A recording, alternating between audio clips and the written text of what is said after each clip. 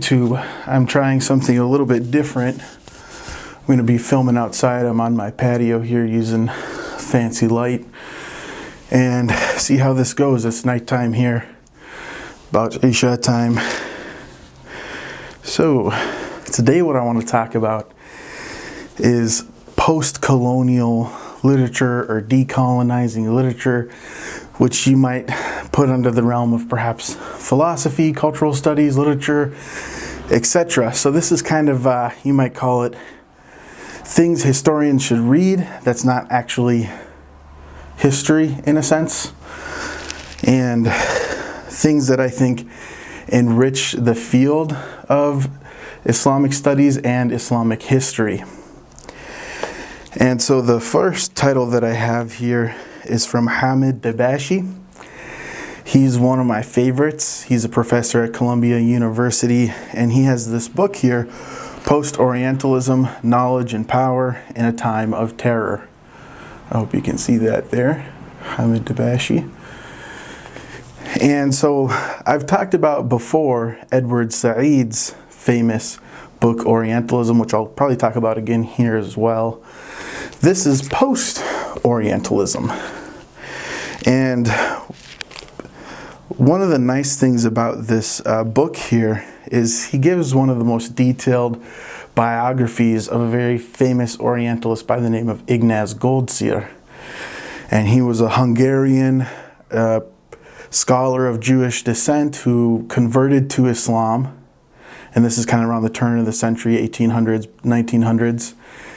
And he converted to Islam, studied Islam traditionally, was at Azhar and various different places. And it's not quite so clear later on in life if he actually left Islam or not, or became Jewish again by religion. He was heavily discriminated against in his life until he published Mohammedanischen Studien, a 2-volume work that's even famous nowadays. And then after that, he was kind of taken seriously in the academic world, but for a long time he was discriminated against because of his Jewish background.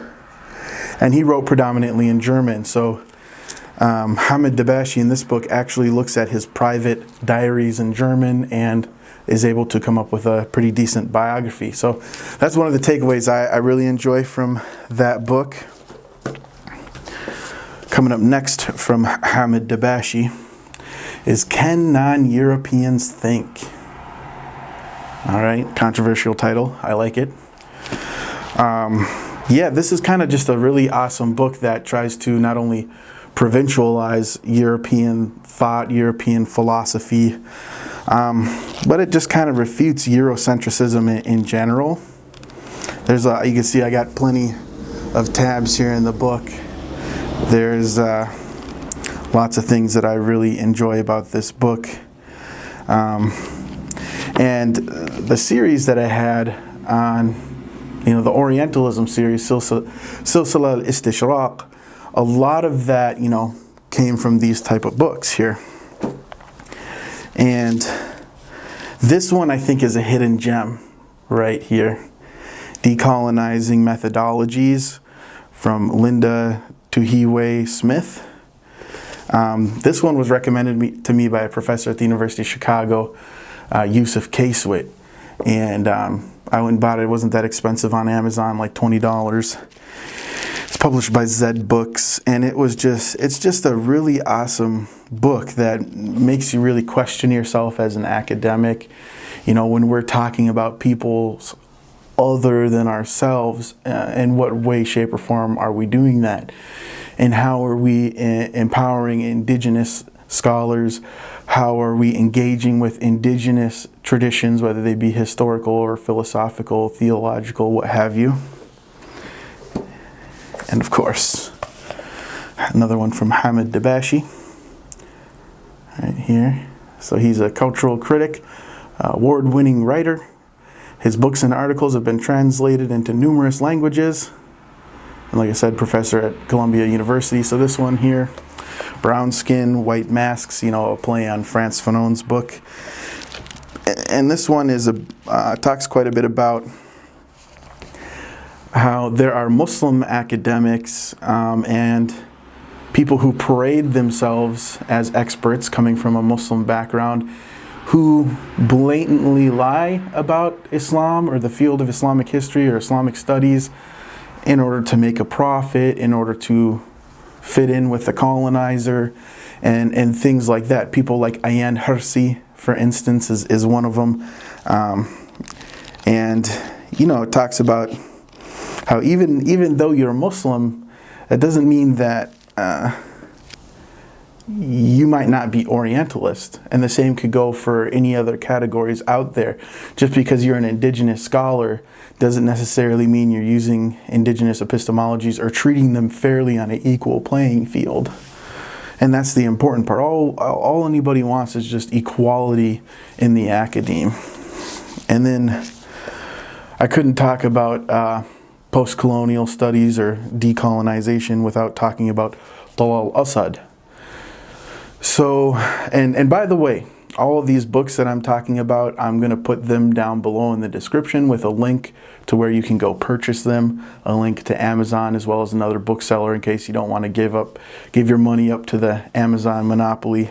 Jeff Bezos, he's got enough money, we all know that. But Talal Asad, he's an anthropologist, and his father is the famous Hamid Asad, Jewish Austrian Muslim convert and academic scholar. He has this famous book called A Road to Mecca, Tariqa ila al-Mecca, and it's kind of like his autobiography as well as a travel log. And he talks about, you know, riding horseback in Persia, living with the Bedouins in Saudi Arabia, literally fighting in colonial wars, smuggling weapons to help fight the Italians and British and different things like that. Living in Israel because he went to Israel before he converted to Islam as a Jew, and then fell in love with the Palestinians. And so it's a wonderful, amazing book. He did a translation of the Quran, and his son, who is half Austrian Jew and half Saudi Arab, his son, Talal Asad, he became an anthropologist. And he has a lot of famous books. Secular Translations is one of his more recent books, Nation State, Modern Self, and Calculative Reason. So like I said, he's an anthropologist by training, but a lot of what he says is really beneficial to historians. A lot of what he does is history, or you might call anthropological history, or genealogy. And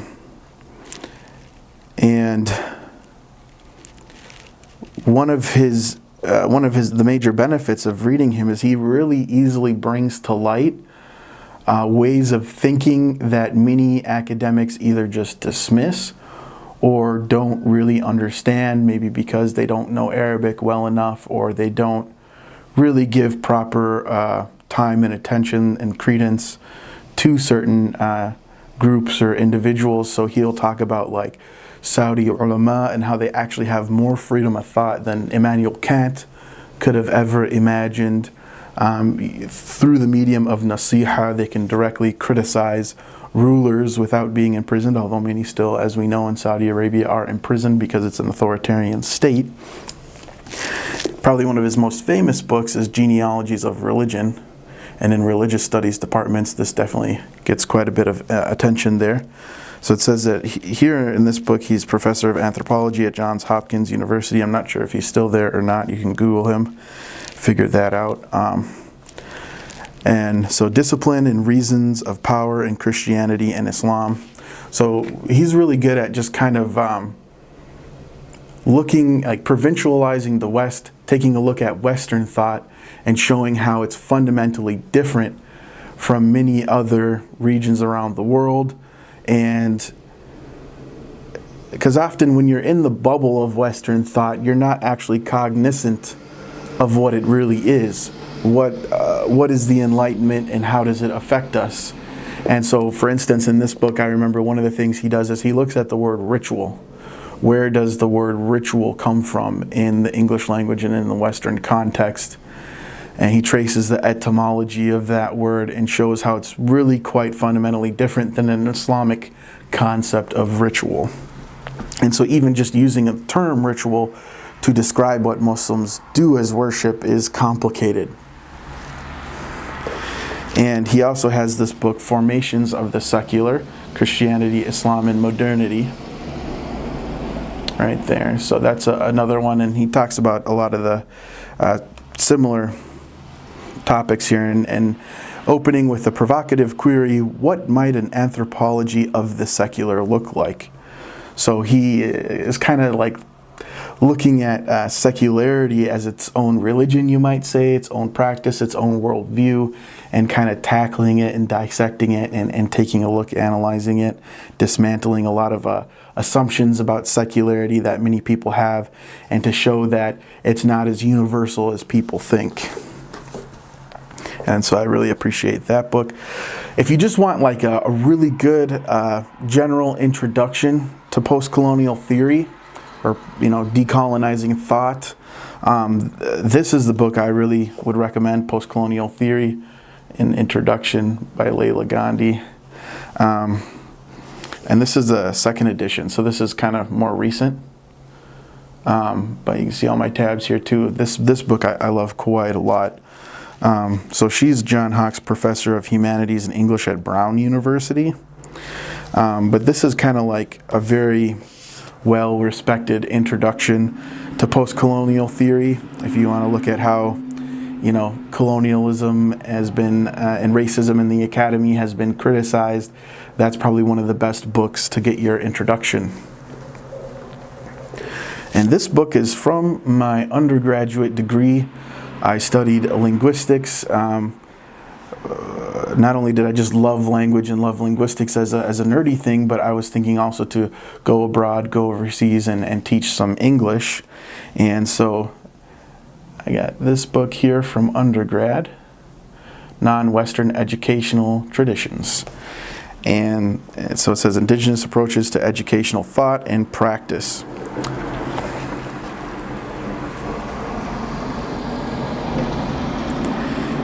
And so this book has chapters on, different cultures around the world, like African educational traditions, Native American educational traditions, Chinese educational traditions, even Gypsy educational traditions, Islamic educational traditions, and so on and so forth. To show you that around the world, knowledge is not disseminated in the same way. There's different epistemologies and methodologies out there, and it helps you kind of understand Western thought, put it in its proper context. And we need as much as that as possible, I think, because the European American academe has been for too long stuck in blinders, where it only can see things from its own perspective instead of broadening that perspective as much as possible. And this one is a really good one too, Epistemic Injustice, Power, and the Ethics of Knowing, from Miranda Fricker.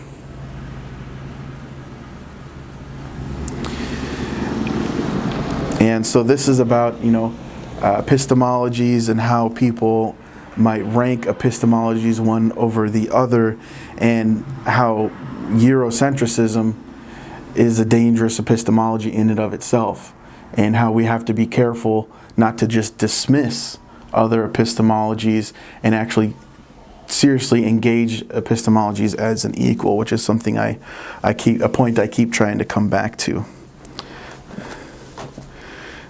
And this one you might wonder why I have it here. It's Taha Hussein, Al-Ayyam, The Days, English translation, American University Cairo Press. And for those of you who don't know, Taha Hussein, he was an important figure in Egypt during the Nahda, or you might say the Middle Eastern Enlightenment, where a lot of Western ideas kind of came in and the Arab world kind of modernized in a sense.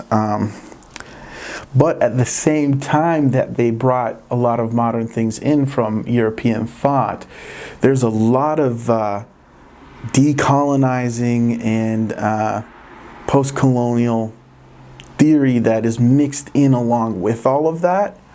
And so Taha Hussein, he studied at Al-Azhar, and then he eventually studied Near Eastern Studies at, I think it was Jama'at Qahira, Cairo University. And then after that, he went to France, and I think he did his PhD in French literature, if I'm not mistaken. And then he came back to Egypt and radically transformed the Egyptian educational system. All the meanwhile, he's blind too. So with all the ableism in the world, he still did all of that. And I actually got to see his home in Cairo. And it's like a museum now. You can go there and look at it. They got like a statue, a little bust of him there. And of course, how could I not mention Orientalism from Edward Saeed, a book that forever changed the field of Islamic history, Islamic studies, where he has his harsh criticism of Orientalism, and for a lot of reasons basically says it's unethical, and it doesn't help us understand the Islamic world any better anyways, so what's the point of it? And he says the whole distinction between the East and the West is a farce. He questions a lot of Western modern realms of knowledge, like philology, and he really attacks the French Orientalists quite a bit, like Reagan and so on and so forth. He doesn't really focus that much on the German Orientalists, and that's one thing that Hamid Dabashi and his what is it called, Post-Orientalism here? Yeah, Post-Orientalism. Is Hamid Dabashi will focus on the German Orientalists, and he'll be like, wait a minute, Edward Said, I love you, but what you say about the French Orientalists doesn't quite match up with the German Orientalists. They were really kind of doing different things, and the French Orientalists were much worse than the German Orientalists, is more or less, I'm oversimplifying of course, more or less what Hamid Dabashi says. And Edward Said, he attacks pretty harshly these French Orientalists. And I think he focused on the French Orientalists because he frankly spoke French really well, and I don't think he was as good at German. And here's just the selected works of Edward Said. So if you're into Edward Said, there's just a lot more material here for you. And of course, Edward Said has a famous book covering Islam, about how the media treats Islam in a very biased way. So, covering Islam, how the media and the experts determine how we see the rest of the world. The quote-unquote experts, people who don't have any graduate education whatsoever in the field of Islamic history, and yet they're on the news babbling their mouth. And here's another one, Culture and Imperialism. This one focuses quite a lot more on literature rather than Orientalism proper, you might say. And this one is one I really, really like. And when I bought it, it was $10 on Amazon. Science of the Cosmos, Science of the Soul, The Pertinence of Islamic Cosmology in the Modern World, from William Chittick, who is a very famous academic professor of religious studies at Stony Brook University. He got his picture in Iran before the revolution, and so he specializes really in Persian Sufi literature, but he's also a big expert on Muhyiddin ibn Arabi. He's also equally as skilled in the Arabic language. And this book, he really shows the difference between Western civilization and Islamic civilization in terms of thought, in terms of philosophy, cosmology, theology. And he talks about how the Islamic world tends to look at things very holistically. And the main cultural impetus is tawheed. And not in the theological sense, but it comes from the word wahid, one. So tawheed is to make one, or to make unity, to bring things together in one coherent, holistic worldview. And on the opposite end of the spectrum, with Western civilization, the word that he uses is takthir, that the Western world is trying to make more. Kathir means more, so takthir means making more, from kathara. So they're dividing things into small categories and splitting things apart to analyze and specialize in deeper things. So instead of bringing things together, synthesizing to have a holistic view, rather the Western thought generally likes to zoom in on something and hyper-specialize. And so he talks about, why that's different and what we can learn from other civilizations besides Western civilization. This one is interesting. It's called Orientalism and Islam, European Thinkers on Oriental Despotism in the Middle East and India, from Michael Curtis. And it's kind of a defense of Orientalism. And it kind of tries to give you the other side of the argument, while still, in a sense, being post-colonial too, and saying not everything about Orientalism is bad. There are some things about it that are beneficial. And so he's Distinguished Professor Emeritus of Political Science at Rutgers University, and he wrote 30 books, and he was President of American Professors for Peace in the Middle East and editor of the Middle East Review. So seems pretty prestigious there, Rutgers University. And last, well, not last, but almost last, certainly not least, Reforming Modernity, which is Wa'il Halaq's most recent book, Ethics and the New Human in the Philosophy of Abdulrahman Taha. So I freaking love this book. I think Abdulrahman Taha is definitely someone who's worthy of a lot more research. And it's very similar to what William Chittick is talking about. A lot of the things that Abdulrahman Taha is talking about, William Chittick talks about. And so Abdulrahman Taha, he's an Islamic philosopher in Morocco who in many ways refutes a lot of Western concepts, but he himself is a professor in a Western-style university in Morocco. So he tries to refute a lot of things from Western philosophy and kind of give the indigenous Moroccan Islamic, view on things, philosophical worldview. And so for anyone who's into philosophy, especially Islamic philosophy or non-Western philosophies, I highly recommend that book. And in the same spirit, he has his book, Restating Orientalism, Wa'il Halaq. And so this means restating Edward Saeed's book, Orientalism. So Wa'il Halaq says that, Edward Saeed, he doesn't go far enough in his critique. Really, he's still critiquing from the position of Western modernity. And it says here, critique of modern knowledge. And what Wa'il Halaq is saying is we need to subvert all of modern knowledge and try to, because it's dangerous, it's causing the world harm, and we need to come up with many new paradigms. Okay? And colonization, it has really crushed the world. It has destroyed epistemic diversity, just like when linguists always talk about in linguistics how linguistic diversity is extremely important, just like you might say the diversity of animals across the world. When animals start going extinct at rapid rates, genetic diversity starts to go away. And when genetic diversity starts to go away, you have weaker populations that are much more ready to go extinct. And you're going to have a big ecological problem. So the same thing could be said about languages, where once languages go extinct, that knowledge is gone forever. That worldview is gone forever. You're never going to retrieve that back. And each worldview, each language is something to learn from. And in the same way, each epistemology is something that we can learn from all across the world. And there's thousands of millions of different epistemologies and worldviews out there. But through colonization, when you keep trying to destroy each one and replace it with just one type of epistemology, you're going to lose out in the end. You're going to lose out on that epistemological diversity, and there's going to be less knowledge to be gained out there because everybody's just following the same realm of thought, and there's no challenge to that.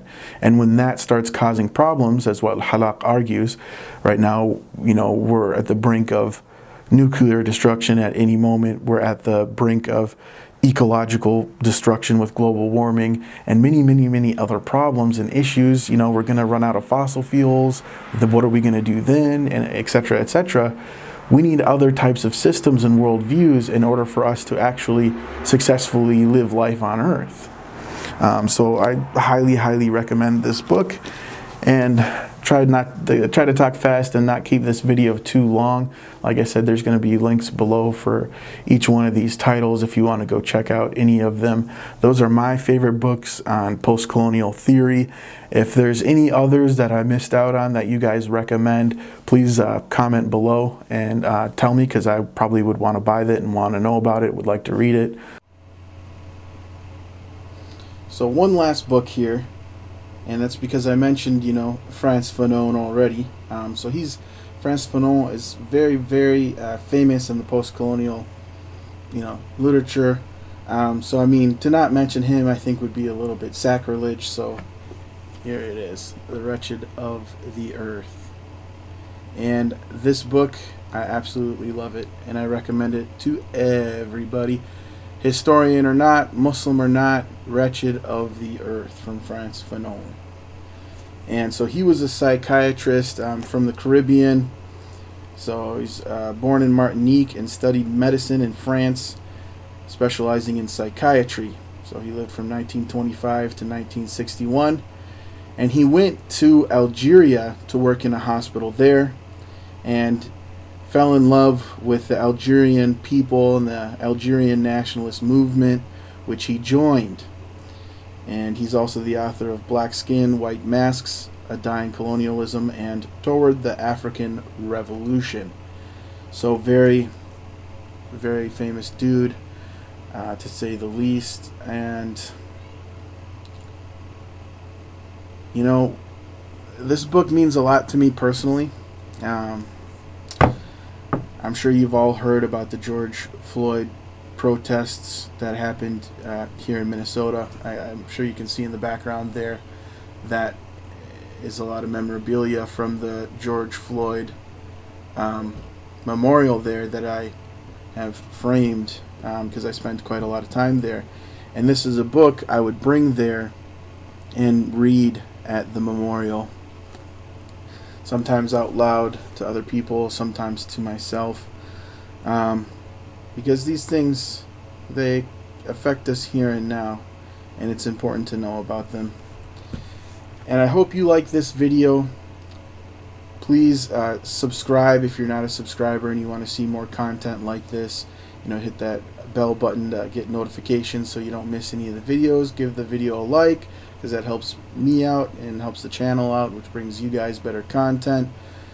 You know, if you really like my videos a lot, you want some exclusive access to, you know, early access to videos, or you want to message me quite a lot, you know, become one of my members on Patreon there. You can find the link down below. And yeah, that's pretty much about it. I'll end it here. Ma salama, wada'an. Peace out.